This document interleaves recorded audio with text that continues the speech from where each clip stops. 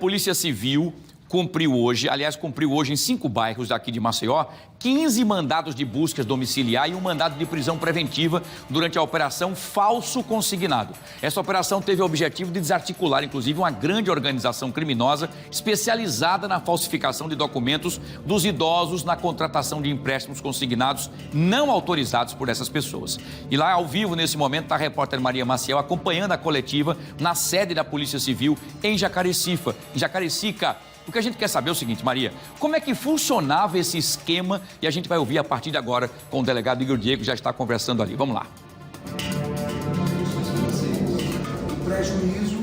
Isso, Wilson, o esquema criminoso aí responsável aí por mais de R$1 milhão de prejuízo. Aqui na mesa estão os delegados Igor Diego, José Carlos e Maria Eduarda. Está começando agora essa coletiva com os detalhes de como agia essa organização criminosa. Nós vamos acompanhar a partir de agora. Crimes violentos, inclusive uma prática de um homicídio em 2024 na cidade de Marechal Deodoro contra uma mulher, em decorrência das desavenças que ocorreram dentro do grupo, e também esse indivíduo que tinha um mandado de prisão para ele, que ele é o líder da organização criminosa, também determinou que fosse praticada a morte o assassinato de sua ex-esposa. Então, diante desse contexto, eu vou passar agora a palavra para o doutor Zé Carlos, que é o delegado coordenador da DECOR, da DRACO, e que esteve à frente das investigações juntamente com a doutora Maria Eduarda. Bom dia a todos. De fato, foi cumprida a operação hoje, como bem adiantou o doutor Igor, mandado de busca domiciliar e um mandado de prisão preventiva voltado para o chefe da organização criminosa, que já está preso por homicídio desde meados do ano passado. O grupo criminoso ele tinha o seguinte modus operandi. Os criminosos eles tinham acesso a dados de pessoas, de beneficiários do INSS, idosos de INSS.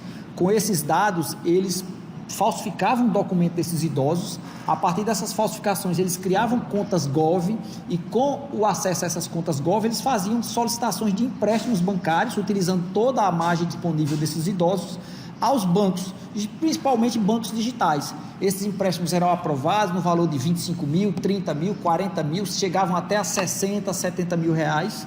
E uma vez aprovados, obviamente esse dinheiro era depositado na conta do falso idoso, e esse dinheiro era imediatamente transferido para a conta de laranjas.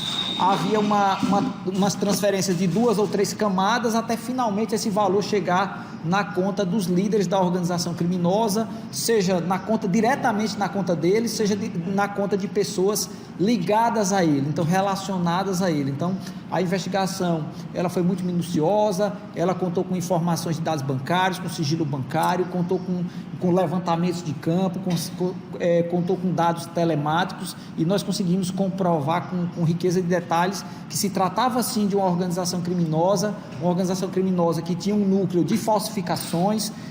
Uma das pessoas, a doutora Eduarda, vai falar especificamente sobre esse alvo, que era um alvo especial, em que integrava essa organização criminosa e era especialista nesse tipo de falsificação. Era um grupo que infelizmente não aprende com o erro, é um grupo que dessas 12 pessoas, 5 delas já foram presas há alguns anos atrás pela Polícia Federal por fraudes contra o INSS, uma modalidade um pouco diferente. Naquela época eles criavam benefícios falsos, inventavam documentos de pessoas que não existiam e faziam benefícios, e a partir daí passavam a receber mensalmente os benefícios. Foram presos pela Polícia Federal, mas não aprenderam e voltaram a delinquir. Estavam com uma modalidade de fraude um pouco diferente, agora lesando diretamente idosos e lesando os bancos, mas atuando nesse ramo. Os criminosos, principalmente o líder da organização criminosa, nós percebemos que ele conseguiu se sair do primeiro cerco da justiça contra ele, em relação à operação que ele sofreu alguns anos atrás, e conseguiu guardar algum patrimônio, e a gente busca agora sequestrar esses bens para descapitalizar e desmantelar de vez a organização criminosa. Como o doutor Igor já adiantou, via de regra, essas organizações criminosas que lidam com estelionato é um crime sem violência, são grupos que não têm tanta periculosidade assim, e não é o caso desse grupo. Esse grupo, ele é sim perigoso, tanto é que o líder da organização criminosa ele está preso por um homicídio. O homicídio Inclusive, o objetivo era a própria ex-esposa, e aí, por um erro na execução, acabou sendo assassinada a cunhada dele.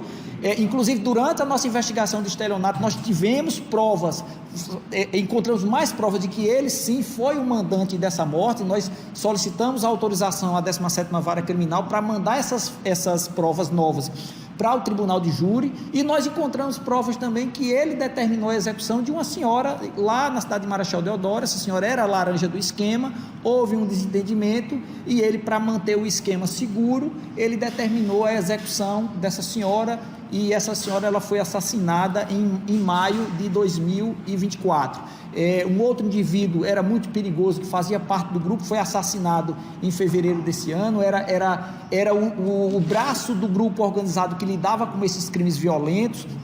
Esse indivíduo já respondia por tráfico de drogas, já respondia por roubo, e era envolvido tanto nos crimes de estelionato, quanto era esse braço executor de crimes mais violentos, para manter esse grupo atuando com segurança, né? Protegendo o patrimônio e protegendo esses indivíduos. Hoje foi realizada essa operação, e a gente espera que, com o resultado dela e com as consequências também das buscas realizadas, a gente consiga aí sim acabar e colocar um ponto final nessa estrutura de organização criminosa e proteger nossos idosos. A gente tem aí vivido os últimos meses, os últimos tempos, um ataque aos idosos, né? Vários crimes têm sido descobertos em relação aos idosos, e nós aqui em Alagoas, a DRACO, ele faz o seu papel de proteger os idosos, de combater esse tipo de delito, que é muito comum, né? De pessoas que utilizam de documentos falsos para abrir contas bancárias e fazer empréstimos de valores altíssimos em nome de idosos que acabam tendo um problema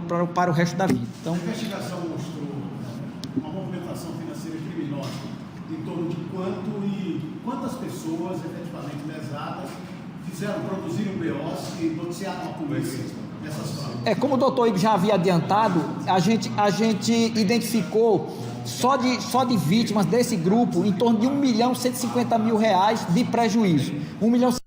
Só que a gente identificou de prejuízo, mas nós acreditamos em muito mais.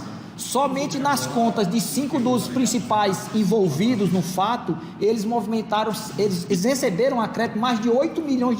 Então, 5 dos principais envolvidos movimentaram R$8 milhões. Como nós sabemos que eles não tinham outra atividade, nós sabemos que eles viviam desse tipo de delito, nós acreditamos que esses R$8 milhões que eles movimentaram é sim decorrente de crimes. Mas nós investigamos, obviamente, os boletins de ocorrências que chegaram para nós, que foi em torno desse R$1.100.000. Delegado, a gente tem essa agora. Explica para a gente como é que essa organização agia. A organização criminosa, ela agia do seguinte modo: ela falsificava documentos de idosos, ela tinha acesso a esses dados, falsificava esses documentos. A partir desses documentos falsificados, eles criavam contas GOVs. A partir das contas GOVs, solicitavam empréstimos bancários em instituições financeiras digitais.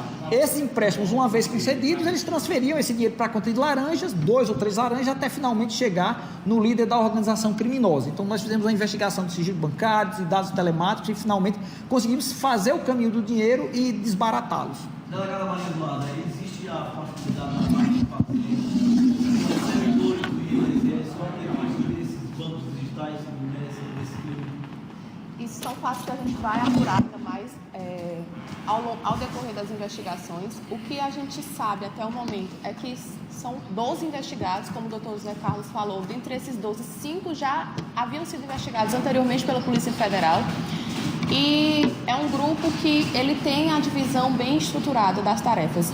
O líder, que está preso, mas aqui fora, mesmo após a prisão dele no ano passado, ele continua arquitetando, estruturando o grupo aqui fora.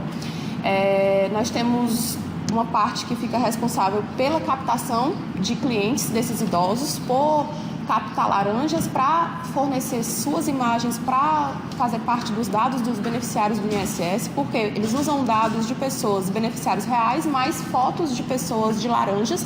Então, existe um grupo que capta esses clientes, existe um grupo que falsifica documentos, que inclusive foi o nosso alvo de hoje, que na casa do alvo a gente apreendeu diversos documentos utilizados na falsificação de documentos, tanto de fraudes bancárias como documentos de diploma de universidades, dentre outros. Então, é uma falsificadora quanto mais já, que inclusive já vinha sendo investigada pela Polícia Federal.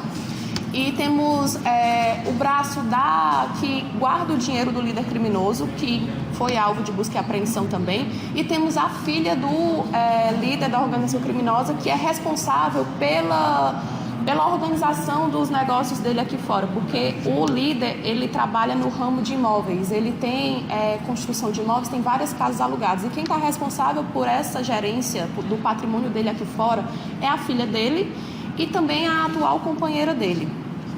Agora, o delegado, você sabe quanto que essa organização... Bom, muito bem, nós estamos acompanhando a coletiva, a Maria continua por lá, nós vamos trazendo mais informações. Nós ouvimos aqui o delegado Igor Diego, também o delegado José Carlos, trazendo as informações de como funcionava, também a delegada Maria Eduarda, também trazendo os detalhes de como essa organização fazia para poder conseguir, então, trazer essas informações sobre esse grupo criminoso especializado na falsificação de documentos de idosos e também na contratação de empréstimos consignados não autorizados, né? Esse grupo, inclusive, foi alvo dessa operação da Polícia Civil hoje, nos bairros da cidade universitária, Santa Lúcia, São Jorge, Jacintinho e também Feitosa. Essa ação foi denominada, inclusive, de falso consignado por conta disso, né? Ao todos foram cumpridos 15 mandados de busca domiciliar, além também de um mandado de prisão preventiva expedido contra o líder do grupo criminoso. Essa organização criminosa teria causado um prejuízo total de mais de R$1 milhão contra as vítimas, mas já tinha movimentado cerca de 8 milhões em menos de 2 anos. E essa figura, o líder apontado como chefe, né, do grupo, já se encontra detido no presídio de segurança máxima pelo crime de homicídio qualificado. Agora, ele passa também a responder pelos crimes de estelionato qualificado, lavagem de dinheiro e constituição de organização criminosa.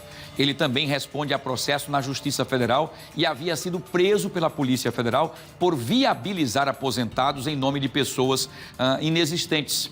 Aquelas pessoas que não existiam, eles criavam uma pessoa que não existia para fazer, inclusive, empréstimo no nome dessas pessoas, causando prejuízo aos bancos. No entanto, após a prisão, ele mesmo preso, conseguiu reorganizar ali o grupo e ainda preservar um patrimônio, como disse o próprio delegado Zé Carlos, e aí, a partir daí, então, começaram a fazer os golpes que nós tentamos aqui e nós mostramos para vocês, tá bom? Tá aí, então. Então, a polícia continua investigando, continua trazendo mais informações, é apenas a pontinha, né, desse iceberg, desse grupo que falsificava documentos de beneficiários do INSS, utilizando fotografias e idosos aliciados como laranjas, como documentos falsos e outras coisas mais. Então, uma figurinha realmente perigosa, tanto é que não era só falsificação e prejuízos financeiros, mas qualquer pessoa que pudesse, por exemplo, se contrapor com o líder ou qualquer situação, era executado. Como aconteceu, por exemplo, ele tentava matar a ex-esposa e acabou, então, por um erro, matando a cunhada, né? E outra pessoa que foi assassinada simplesmente porque não concordou com o que ele queria que acontecesse. Então, qualquer pessoa que discordasse do líder, ele então mandava executar. Parabéns mais uma vez à polícia, essa integração juntinha da polícia para conseguir prender e tirar de circulação figurinhas nocivas à sociedade.